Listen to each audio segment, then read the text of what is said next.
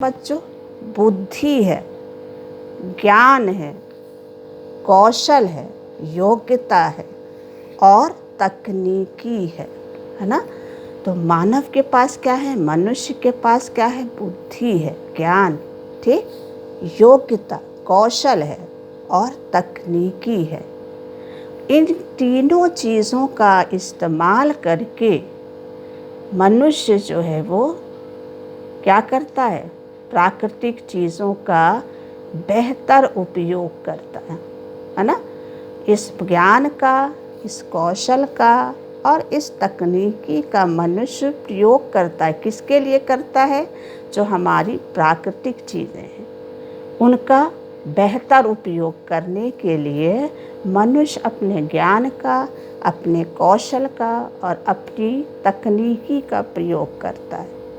इसलिए मनुष्य को क्या बोला गया है, मानव संसाधन कहा गया। मनुष्य को क्या कहा गया है, मानव संसाधन कहा गया है। और यही नहीं, मानव संसाधन नहीं बल्कि विशिष्ट प्रकार का है।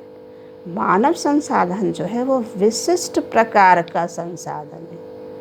अब देखिए, हमने यहाँ पर एक चीज़ और रखी है, आपको यहाँ ट्रे में दिख रही होगी। आप जानते हैं ये क्या है ना। आप पहचान रहे हो, शायद कुछ बच्चों ने पहचान लिया। ये रेत है बच्चों, रेत जो नदी के किनारे मिलती है। नदी के किनारे होता ना रेत, ये रेत, लेकिन बहुत महत्वपूर्ण है रेत। और इसका इस्तेमाल सबसे ज़्यादा घर बनाने में किया जाता है। साथ ही जो सिलिका सैंड होती है उसका इस्तेमाल, जो घरों में आजकल टाइल्स लगते हैं ना सुंदर सुंदर, उन टाइल्स को बनाने में भी सिलिका सैंड का प्रयोग किया जाता है। ठीक, तो ये रेत बड़ी मामूली सी चीज़ देखने में लगती है, लेकिन इसका बहुत ज़्यादा उपयोग होता है। जो आजकल हमारे है ना रियल एस्टेट का जो काम होता है, जिसमें बड़ी बड़ी बिल्डिंगें बनाई जाती हैं, अपार्टमेंट्स बनाए जाते हैं, उसमें इस रेत का इस्तेमाल होता है। सीमेंट के साथ मिलाकर इससे बिल्डिंग बनाई जाती है बच्चों। तो ये रेत कहाँ मिलती है, नदी के। इस रेत को मूल्यवान किसने बनाया, किसने बनाया इस रेत को मूल्यवान, किसने इसकी कीमत बढ़ाई, तो मानव संसाधन ने। किसने बढ़ाई, मानव ने, मनुष्य ने। पहले जब ये रेत नदी के किनारे थी तो इसकी कोई कीमत नहीं थी, कोई वैल्यू नहीं थी। लेकिन जब इसी रेत को गाड़ी में लाद कर बाज़ार ले आया गया और इसे बिल्डर को बेच दिया गया, तो इसकी कीमत क्या हो गई बच्चों, बढ़ गई, है ना। तो जो एक अमूल्य सी चीज़ थी, जिसका कोई कीमत नहीं था, मूल्य नहीं था, जो नदी के किनारे पड़ी रहती है, लेकिन जब वो बाज़ार में आ गई, बाज़ार में बिकने लगी, बिल्डिंग बनाने में इस्तेमाल होने लगा, तो इस रेत की वैल्यू क्या हो गई, बढ़ गई बच्चों। तो इस रेत को वैल्यू किसने प्रदान किया, मनुष्य ने किया। तो मानव जो है वो संसाधन इसीलिए कहा गया है कि मनुष्य ही इन सभी प्राकृतिक चीज़ों को क्या करता है, उपयोगी बनाता है। अगर मनुष्य इनका इस्तेमाल ना करे ना, तो ये सब क्या है, बेकार है। ठीक, तो मनुष्य ही इन चीज़ों को क्या करता है, उपयोगिता प्रदान करता है। अब ये मोबाइल, इस मोबाइल को भी मनुष्य ने बनाया, किसके आधार पर, अपने ज्ञान, अपनी बुद्धि के आधार पर। ठीक है, ये पेड़ में नहीं लगा ना, इसकी खेती नहीं हुई है, इसको मनुष्य ने बनाया है अपने ज्ञान और अपनी बुद्धि के बल पर। इसलिए मनुष्य को क्या कहा गया है, मानव संसाधन। कैसा मानव संसाधन, विशिष्ट प्रकार का। विशिष्ट प्रकार का इसलिए क्योंकि वो प्राकृतिक चीज़ों का बढ़िया से बढ़िया, अच्छे से अच्छे क्या करता है, इस्तेमाल करके, और उससे अच्छी से बढ़िया चीज़ों का क्या करता है, निर्माण करता। ठीक है, अब आप उदाहरण के लिए चलिए, आपकी मम्मी है ना, अब मम्मी भी तो घर में तरह तरह की चीज़ें बनाती कि नहीं बनाती। अब एक आलू जो सब्ज़ी है उसका मम्मी कई तरह की चीज़ों को बनाने में इस्तेमाल करती कि नहीं। कभी आलू की सब्ज़ी, कभी आलू की चिप्स, कभी आलू का पकौड़ी, कभी आलू का दम आलू, है ना, कभी आलू का ब्रेड रोल। तो इस तरह तरह की, कभी आलू की चाट। तो एक ही आलू से मम्मी तरह तरह की चीज़ बना देती है। तो है ना आपकी मम्मी विशिष्ट प्रकार का मानव संसाधन, जो तरह तरह की एक ही चीज़ से तरह तरह की व्यंजनों का क्या कर देती है, निर्माण कर देती। तो इसलिए बच्चों, मानव क्या है, संसाधन। चलिए अब आता है हमारा चौथा पॉइंट्स क्या है, चौथा बिंदु क्या है, संसाधन संरक्षण। संसाधन संरक्षण बच्चों, मैं आपको कुछ पॉइंट्स दूंगी, कुछ क्लू दूंगी। अब थोड़े देर के लिए आप आँख बंद करके बैठ जाइए, ठीक है। तो एक क्लू मैं दे रही हूँ, आप थोड़े देर उस क्लू के आधार पर एक पिक्चर अपने दिमाग में बनाइए। तो क्लू इस तरह से है कि चारों तरफ जो नदियाँ हैं, तालाब हैं, झीलें हैं, नहरें हैं, कुएं हैं, नलकूप हैं, सब सूखे पड़े। जो खेत हैं वो सूखे हैं, मैदानों में जो पेड़ हैं वो सूखे हैं, मैदानों में पशु जो हैं और पक्षी जो हैं वो मरे पड़े हैं, इंसान भी बेहोश है, लाचार है। अब आप बताइए आँख खोल के कि ऐसा क्यों है कि पेड़ सूखे हैं, नदियाँ सूखी हैं, तालाब सूखे हैं, पशु पक्षी मरे हैं, इंसान भी बेहाल है। तो ऐसा क्या है कारण, जिसके कारण इस तरह की परिस्थिति उत्पन्न हुई? तो उसका कारण है कि पानी की कमी, यानी जल की कमी, है ना। जल ना होने से सब कुछ सूख गया, नदी नाले तालाब झील सब सूख गया। और उसका प्रभाव ये पड़ा कि पेड़ पौधे जीव जंतु, यहाँ तक कि मनुष्य पर भी उसका प्रभाव पड़ा। तो अगर जल, है ना, कहते ना जल ही जीवन है, तो जल के बिना कुछ भी संभव नहीं है ना। जल ही जीवन है, जल के बिना कुछ भी संभव नहीं है। जल के अभाव में पेड़ पौधे यानी वनस्पति, जीव जंतु और स्वयं मनुष्य का जीवन क्या हो जाता है, असंभव हो जाता है ना। तो हमें क्या करना चाहिए, जो हमारा संसाधन है उनके अंधाधुंध उपयोग पर लगाम लगाना चाहिए। तो लगाम लगाने का मतलब क्या है बच्चों, कि उनका इस्तेमाल हमें रोक देना चाहिए, उनके इस्तेमाल को हमें बंद कर देना चाहिए। अगर हम इनका संसाधनों का इस्तेमाल नहीं करेंगे तो हमारी ज़रूरतें नहीं पूरी होंगी और विकास भी नहीं होगा। तो हमें इन संसाधनों का उपयोग तो करना है, लेकिन कैसे करना है, तो इन संसाधनों का हमें विवेकपूर्ण ढंग से क्या करना है, उपयोग करना है। तो जब हम संसाधनों का विवेकपूर्ण ढंग से उपयोग करते हैं तो उसको क्या बोलते हैं, संसाधन का संरक्षण, है ना। जब हम विवेकपूर्ण ढंग से संसाधनों का उपयोग करते हैं तो उसको बोला जाता है संसाधनों का संरक्षण। ठीक, तो हमें जल को नष्ट होने से क्या करना चाहिए, बचाना चाहिए। ठीक है, अगर हम नल खोल देंगे और दूसरा काम करेंगे तो पानी बर्बाद होगा ना। ठीक है, पता चलता कभी कभी हम लोग गाड़ी धोते धोते आंगन धोने लगते हैं, आंगन धोते धोते गेट धो देते हैं, गेट धोने के बाद सड़क धोने लगते हैं, तो कितना पानी बर्बाद हो जाता है। तो हमें इस पानी का क्या करना है, इस संसाधन का विवेकपूर्ण ढंग से इस्तेमाल करना है। चलिए, तो संसाधन का संरक्षण समझ में आ गया। संरक्षण का मतलब हमको बचाना है। तो कैसे बचाना है, संसाधनों का विवेकपूर्ण ढंग से उपयोग करके। अब आता है हमारा 5वां पॉइंट, 5वां बिंदु क्या है? सतत पोषणीय विकास। सतत पोषणीय विकास। तो सतत पोषणीय विकास क्या है ये हम लोग देखेंगे, ठीक है। तो अभी हम लोग ने संसाधन का संरक्षण पढ़ा। अगर हम लोग संसाधनों का सही ढंग से उपयोग नहीं करेंगे तो संसाधन क्या हो जाएंगे बच्चों? समाप्त हो जाएंगे। और जो हमारी आने वाली पीढ़ी रहेगी उसके लिए कुछ भी नहीं बचेगा, है ना।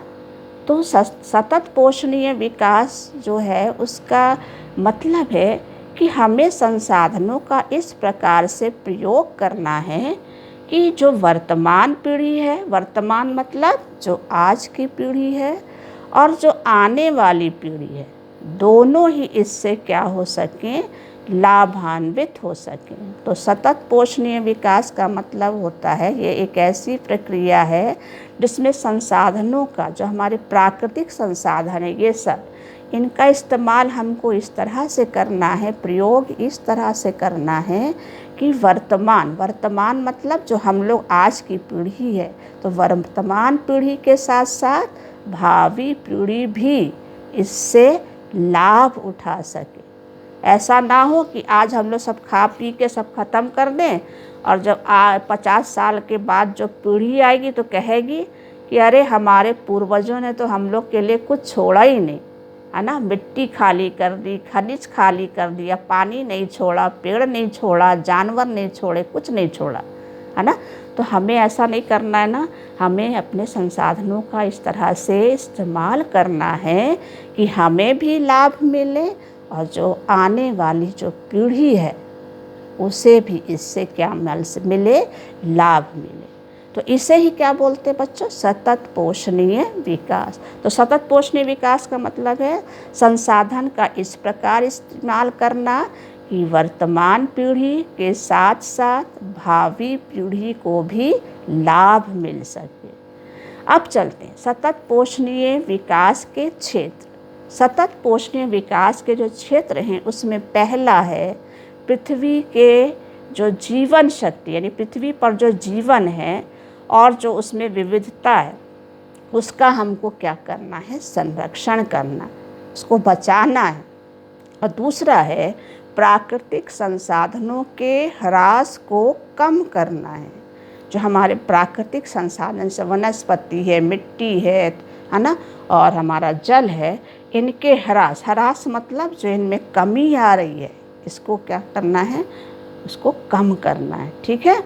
और तीसरा है जो समुदाय है, समुदाय जो हमारा समाज है उसको पर्यावरण के देखभाल करने योग्य बनाना है। यानी हमारा जो समुदाय है, हमारा जो समाज है उसको भी पर्यावरण के देखभाल के योग्य बनाना है, ठीक। तो ये लेसन में बच्चों ये हम लोगों ने 5 पॉइंट देखे। पहला पॉइंट था हमारा, कौन सा था पहला पॉइंट? कि संसाधन का क्या अर्थ है, फिर संसाधनों के प्रकार, फिर उसके बाद 3 प्रकार के संसाधन देखे, प्राकृतिक संसाधन, मानव निर्मित संसाधन और मानव संसाधन।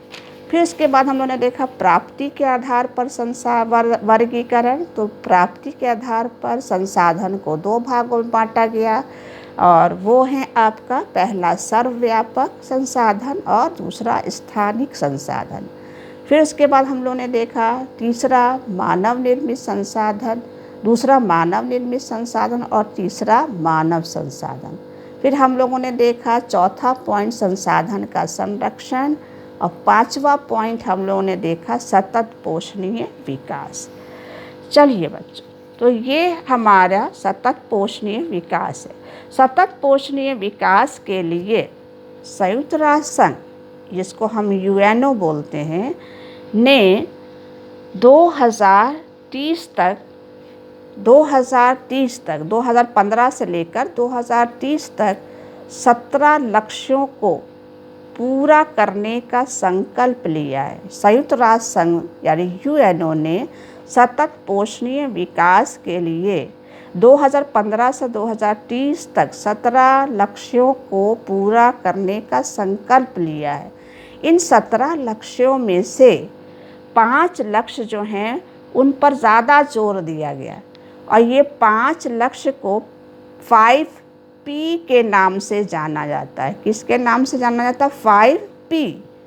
किसके नाम से? 5P। 5P, ठीक, 5P के नाम से जाता है। तो पहला P जो है, जो पहला P है, जिसका मतलब है पहला P जो है, जिसको हम बोलते हैं ग्रह यानी प्लैनेट, ठीक। दूसरा है आपका समृद्धि। दूसरा है समृद्धि। समृद्धि को इंग्लिश में क्या बोलते हैं? प्रॉस्पेरिटी, है ना, प्रॉस्पेरिटी, प्रॉस्पेरिटी। और तीसरा है शांति।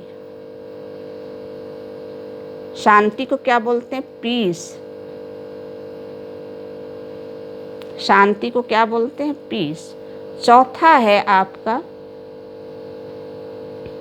चौथा है पार्टनरशिप, भागीदारी। भागीदारी को इंग्लिश में बोलते हैं पार्टनरशिप।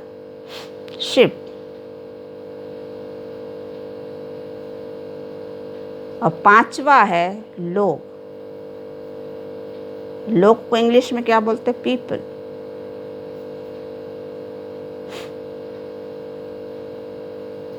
तो ये 5 है ना लक्ष्य हैं, जिनको यूएनओ ने, यूएनओ मतलब संयुक्त राष्ट्र संघ ने, सबसे ज़्यादा इन 5 लक्ष्यों पर सबसे ज़्यादा बल दिया गया है। कब तक के लिए? 2030 तक। तो ये लेसन बच्चों कंप्लीट हो गया है। और अगर आपको कुछ समझ में नहीं आया है तो आप हमसे पूछ लीजिएगा, ठीक है। और ये आपके 8th क्लास की ज्योग्राफी का पहला टॉपिक है, पहला लेसन है। और इस लेसन का नाम क्या था बच्चों? इस लेसन का नाम था संसाधन, ठीक। और अब इस टॉपिक से मैं आपको कुछ क्वेश्चंस दे रही हूँ। इन क्वेश्चंस को आप ज़रूर से कर लीजिएगा, ठीक। अपनी जो पुरानी कॉपी है या डायरी है या नोट कॉपी है, उसमें आप इसे कर लीजिएगा। और हो सके तो आप इसकी स्क्रीनशॉट है ना लेकर खींचकर अपने व्हाट्सएप ग्रुप पर डाल दीजिएगा, तो मैं देख लूँगी, ठीक है। और क्वेश्चन आप नोट कर लीजिए। पहला क्वेश्चन है संसाधन किसे कहते हैं। दूसरा है अक्षयशील संसाधन कौन कौन से हैं। और तीसरा क्वेश्चन है सतत पोषणीय विकास किसे कहते हैं। सतत पोषणीय विकास किसे कहते हैं। और चौथा है प्राकृतिक संसाधन किसे कहते हैं। चौथा क्वेश्चन है प्राकृतिक संसाधन किसे कहते हैं, ठीक। तो ये लेसन आपका ख़त्म हो गया बच्चों। और अगले वीडियो में हम लोग फिर से मिलेंगे जल्दी ही। और जो समझ में नहीं आएगा आप पूछ सकते हैं, ठीक है। बहुत बहुत आपका धन्यवाद।